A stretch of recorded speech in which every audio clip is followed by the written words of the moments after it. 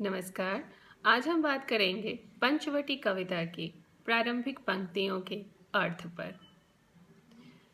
पंचवटी कविता का प्रारंभ इन पंक्तियों से होता है। चारों चंद्र की चंचल किरणें खेल रही हैं जल थल में। स्वच्छ चांदनी बिछी हुई है अवनी और अंबर तल में। पुलक प्रकट करती है धरती हरित तृणों की नोकों से। मानो झीम रहे हैं तरु भी मंद पवन के झोंकों से। कवि कहना चाहते हैं कि सुंदर चंद्रमा की चंचल किरणें जल और थल सभी स्थानों पर क्रीड़ा कर रही है। पृथ्वी से आकाश तक सभी जगह चंद्रमा की स्वच्छ चांदनी फैली हुई है, जिसे देखकर ऐसा मालूम पड़ता है कि धरती और आकाश में कोई धुली हुई सफेद चादर बिछी हुई है।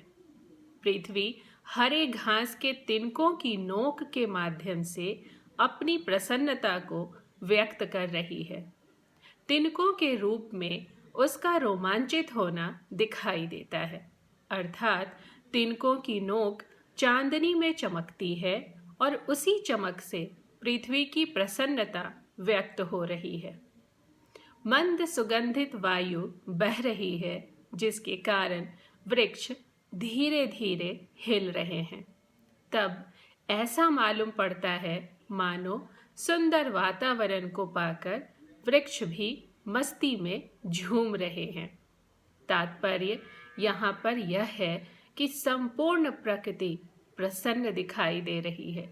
मैथिली शरण गुप्त ने यहाँ प्रकृति को एक सुंदर स्वरूप में दर्शाया है। आगे पंक्तियां हैं। किस व्रत में है व्रती वीर यह, निंद्रा का यों त्याग किए।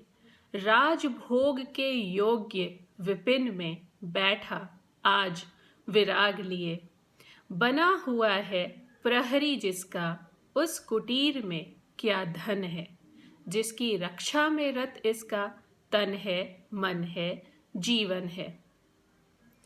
मैथिली शरण गुप्त यहाँ कहना चाह रहे हैं कि लक्ष्मण को पहरा देते हुए देखकर यह महसूस होता है कि वीर व्रत धारण करने वाला यह युवक अपनी नींद त्याग कर किस व्रत की साधना में लीन है। देखने से यह लगता है कि यह किसी राज्य का सुख भोगने के योग्य है, पर यह तो वैराग्य धारण कर जंगल में बैठा है। आखिर इस कुटिया में ऐसा कौन सा धन है जिसका यह युवक इतनी तन्मयता से पहरा दे रहा है, इसको संरक्षित कर रहा है। यह इस कुटी की रक्षा के लिए शरीर की परवाह नहीं कर रहा, अर्थात अपने शरीर को विश्राम नहीं दे रहा है और सब प्रकार से अपने मन को इस कुटी की रक्षा में लगाए हुए है। अवश्य ही इस कुटी में ऐसा कोई अमूल्य और अनुपम धन होना चाहिए जिसकी रक्षा में यह वीर अपने तन मन और जीवन को ही समर्पित किए हुए है। कवि कहते हैं, क्या ही स्वच्छ चांदनी है यह, है क्या ही निस्तब्ध निशा। है स्वच्छ सुमंद गंध वह, निरानंद है कौन दिशा। बंद नहीं अब भी चलते हैं नियति नटी के कार्यकलाप। पर कितने एकांत भाव से, कितने शांत और चुपचाप।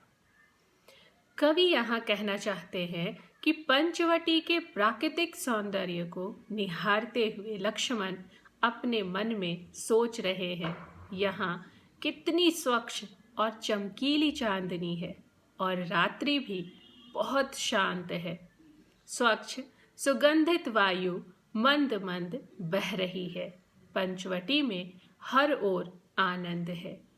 इस समय चारों ओर पूर्ण शांति है तथा सभी लोग सो रहे हैं। फिर भी नियति रूपी नटी अर्थात नर्तकी अपने कार्यकलाप बहुत शांत भाव से और चुपचाप पूरा करने में तल्लीन है। यहाँ तात्पर्य है कि नियति रूपी नर्तकी अपने क्रियाकलापों को बहुत ही शांति से संपन्न कर रही है और वह अकेले ही अपने कर्तव्यों का निर्वाह किए जा रही है।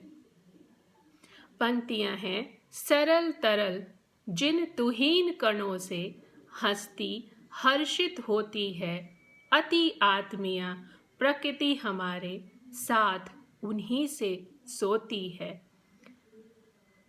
नहीं, साथ उन्हीं से रोती है। अनजानी भूलों पर भी वह अदय दंड तो देती है, पर बूढ़ों को भी बच्चों सा सदैव भाव से सेती है। लक्ष्मण अपने मन में विचार करते हैं कि जो सुंदर और चंचल ओस की बूंदें प्रकृति की प्रसन्नता और शोभा की प्रतीक हैं, उन्हीं ओस की बूंदों से वह आत्मीय प्रकृति दुख की घड़ी में हमारे साथ रोती हुई सी प्रतीत होती है, जबकि सुख के क्षणों में इन्हीं ओस की बूंदों के माध्यम से वह अपना हर्ष प्रकट करती है। यह प्रकृति हमारी अनजाने में की गई भूलों पर कठोरतापूर्वक दंड देती है, किंतु कभी कभी बड़ी दयालु होकर बूढ़ों की भी बच्चों के समान सेवा करती है। इस प्रकार प्रकृति के कठोर और कोमल दोनों रूप हमारे सम्मुख प्रकट होते हैं। यहाँ प्रकृति में आत्मीयता और संरक्षण का भाव व्यक्त हुआ है। पंक्तियां हैं, और आर्य को राज्य भार तो वे प्रजार्थ ही धारण व्यस्त रहेंगे, हम सबको भी मानो विवश विसारेंगे। कर विचार लोकोपकार का हमें न इससे होगा शोक, पर अपना हित आप नहीं क्या कर सकता है यह नर लोक। वनवास की अवधि पूरी करके जब हम लोग अयोध्या लौटेंगे तो बड़े भाई राम को क्या मिलेगा? लक्ष्मण यह सवाल स्वयं से करते हैं कि वे राज्य भार संभालेंगे, किंतु यह भार तो वह प्रजा के हित के लिए ही धारण करेंगे। तब वे राज्य के कार्य में इतने व्यस्त रहेंगे कि विवश होकर हम लोगों को भी भूल जाएंगे, किंतु यह सोचकर कि वे लोगों के उपकार में लगे हैं, हमें दुख नहीं होगा। लक्ष्मण के मन में यह प्रश्न उठता है कि इस दुनिया के लोग अपना हित स्वयं क्यों नहीं कर सकते? वे अपनी सुख सुविधा के लिए राजा पर ही निर्भर क्यों रहते हैं? यदि लोग अपना तथा दूसरों का भला स्वयं ही करने लगे तो इसके लिए दूसरों का मुंह न देखें तो यह संसार कितना सुंदर और सुखद हो जाएगा।